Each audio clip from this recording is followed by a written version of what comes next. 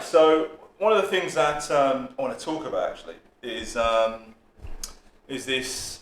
You've probably seen it on, like, I don't know if you've got Facebook or any kind of social media, like this missing children thing that's going on. You see a lot of like black children who are like, there's pictures going out saying they're missing. Right now, I don't want to get into all the different theories how they're missing, right? But what I want to show you, right, is just want to show you this image I'm inserting now. Right now, okay. Well, it jumped out to me. What I thought was, what's the 12-year-old doing at King's Cross Station at 11:30? Right. Yeah. Oh, okay. I'm with you. Yeah. Right. Is my thing. Now, now with the thing with the missing kids, right? It's like, I'm guessing, what is this, 11:30 in the night? 11:30 at night. Right. Right. I'm thinking, look, sometimes, you know, as a parent, yeah, you've got to be a bit more, you know, a bit more mindful and let your kids stay out late at night. But then one of the things I was thinking about as well, let me know what you think, is, okay, so two things, right? So you've got, obviously, the problem of kids staying out late, the kind of parents, that kind of parenting, right? And then another thing is putting trackers on their phone. So what I want to talk about is, do you think putting trackers on kids' phones would prevent them going missing or give more security? Or do you think that the fact that a child is, the parents letting them hang out late at night? I don't think What's it's the too issue? much. To be honest, yeah, I'm glad you touched on this. 'Cause I've been thinking this for a hot minute. The more that you make this problem a problem, it's something I put on my Instagram earlier. Problem, solution. Yeah. What's the solution to the problem? Like my kid, yeah. How old was this kid? The kid was like 11 or 12, wasn't it? 12? My kid's Yeah. the exact same age. My kid can hang around with this kid. There's no way in the world my kid is anywhere that I don't know after 4 p.m. Yeah? Because he's at school. Before that. Yeah, after 4 p.m. I know exactly where you are, mate. So I mean, even if you're not with me, I know exactly where you are. So the problem isn't, because what's going to come next? You're going to create this problem. Oh, we've got a solution. Yeah, here's the new chip in your phone. Oh, people's phone gets taxed. Okay, cool. Boom. Let me put that in your wrist then. Boom, and so on and so forth. But like, this is my thing. I'm not going to get into it. But that didn't need to happen. Because if the person, i.e. the parent, yeah, was dealing with the problem in the first place, that problem wouldn't get to that level where the child's at 11:30. I know that ain't no one here letting their child, if it's under their supervision, ain't no one here letting the child at 11, 12 years old be out at 11:30 at night. Everything that he said was true. That's it. Okay, I'm with you. With regards to the whole tracking thing, right? The whole tracking thing, it does lead down a bit of a rabbit hole as well. You want answers? Often, young people are in a position whereby they are being pressured by other people to disappear. What they're disappearing for in the first place. I'm not saying we don't know individual cases and individual situations, but they're generally at the minute is that what's happening is people are disappearing for county lines, for example. So would they be given a device to jump on a train from King's Cross? How did he get that far in the first place? What's the backstory? Is he part of a gang? I don't want to stereotype and I don't want to generalise, but I do want to look at the backstory. Is he with parents? Is he with caregivers? Is he with practitioners? Is he from a foster home? In this situation, I do believe that it's actually parents looking for their son.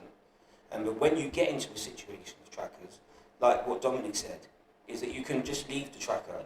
You can know that this is a tracker. I'm going to go missing. I'm going to go to King's Cross, and from there, wherever I'm going to go. Whoever's encouraging me or advocating for that to happen is going to ensure that tracker disappears. Yeah. So, but if you're in a position already when you're at King's Cross at 11:30 p.m. at night, someone somewhere, including yourself, is going to make sure that tracker doesn't play a part in it. So there's that, but we do have to, with that, we are touching on the county lines and that. Children are displaced every day. It's, carrying drugs, substances to smaller areas, coming out of cities, going into the suburbs and setting up shop. that's happening. So as well as we might touch on it in a bit. Vans going around looking for young people, children.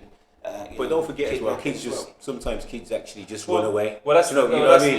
You got to look at that's the other thing. It's not always as that's what I said. That's why I said. That's why I said I want to get into all the reasons why. So we talk about that little more. Kids after a certain age, you should know where they are. But at the same time, some kids, for whatever reasons, could be some of the ones that you've said. Do you know what I mean? Or it could just straight be that there's just been on. Some kids are just unruly in it, so they could be jumping out of windows and going back their business, and you have no idea, and you go to the room and they're gone. Do you know what I mean? It doesn't happen. I don't know if it happens as much now. I know that when I was younger, a lot of people used to do that. Do you know what I mean? It was like a thing. I had cousins, older cousins who did that type of crap. You get what I'm saying? Yeah. I don't think they were 12, but you know they might have been 15, which at the same time still shouldn't be doing that shit. Yeah. Do you get what I'm saying to you? Trackers wise though, I'm not for it. Do you know what I mean? I'm not for it. I'm for it for a dog or a cat. Do you know what I'm saying? If that's how you feel, but I think a track on your mobile phone. Yeah, I think I know. Yeah. So on your mobile, to be fair, track on a mobile phone, I think it's fine. Do you get what I'm saying to you? Because as Dominic said as well, though, like your kids at school in it. But why I don't mind a tracker on a mobile phone? Because if your kid's got a mobile phone at school, again, you get some kids that skip school. Now you shouldn't be telling your kid that there's trackers on the mobile phones. That's the whole point. If your kid dips out of school, you'll know like what you're playing at. Do you get what I'm saying? And then how you tackle that is going to be on you in it. Because if you tackle it, they'll be like, how did he know? If you find a different way of tackling it without saying like, you know what I mean? You might be able to deter them from doing that. So it's not without its place, but it still does open up, you know what I mean, a rabbit hole in it. Because once you do that and it works, then where does it end? Yeah, what they'll say, it's not you get me? Like, well, you know, mobile phones. Yeah, exactly. So mobile phone, you can get rid of the mobile phone, but you can't get rid of it. Can't chop off your hand. But they've got mobile phones anyway, and to be honest with you, most people you can track them anyway. I know you can track them. If you've got your location on Snapchat, anyway, you can track them anyway. You can track them. But I mean, it is a bit of a grey area when you're tracking them without knowing they're being tracked as well. Why not? Human Why? rights as well. What kind of human rights you got at 12, bro? To not be tracked? By your parents. To not be tracked by your parents? Yeah, bro. Without telling them. Yeah, so what? When I'm looking at my son, I'm still old school. Where I raised him is Jamaican. It's not. This is you got no say no matter. Democracy, man. This is dictatorship. Especially if you're getting especially if you're bought in the phone. The phone's in my name. Especially if you're bought in the phone. The phone's in my name. This is the phone. Yeah. Now whatever is on the phone, stays on the phone. Yeah. If you can agree to those terms, you can have the phone. If you can't agree to it, then you can't have the phone. So what about then? What about you don't tell them that there's a tracker on there? It's your phone. You don't. You got your contract in your name. It's my phone. But you don't tell them there's a tracker on there. Yeah. And then they do something like they go from I don't know East London across to Brixton. Mm-hmm. They're in trouble with you because you know that they've gone to Brixton. Mm-hmm.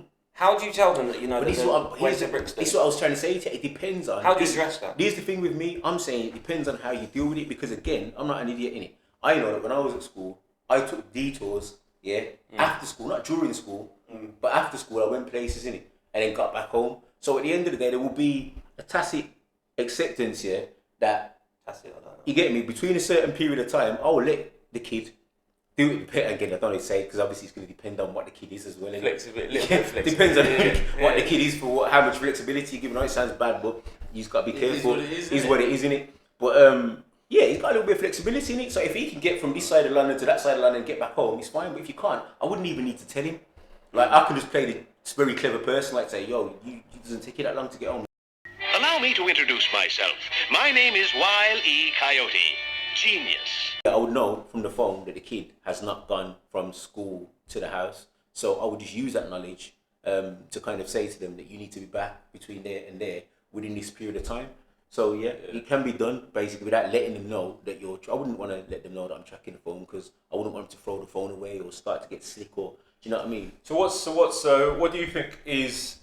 I know there's no quick fix because we're getting into parenting and stuff like that, but there ain't no quick fix. Right? If you're a parent who's concerned, that your kid might go missing, well, you have to monitor the kid's phone. That's one of the tools. It's one of the only tools you've got in it. But you've also more important than that, I think. Like for me personally, is you need to be able to communicate with your kid in it. Like my parents could communicate with me. So the reality was, like I said, I did go places, but I still understood that I need to get my ass home by such and such a time. Because I knew there was consequences. So at the end of the day, it never got too far. Whereas I know other people didn't do what I did. because there was no consequences. Do you get me? Yeah, So they could dip. Do you get me? A lot of things come to consequences. I had to pay, man. I had to pay, bro. You get me? I paid with my freedom, like no 6 weeks holidays and all that type of, and I could never be trying to dip out because in those days you would get a beating, and I got them beatings, so it wasn't worth it to me. I think back to what Manny said. The most important thing for me is the scenario is actually my life in the sense that my son is the same age, but I know how I've created my relationship with my son.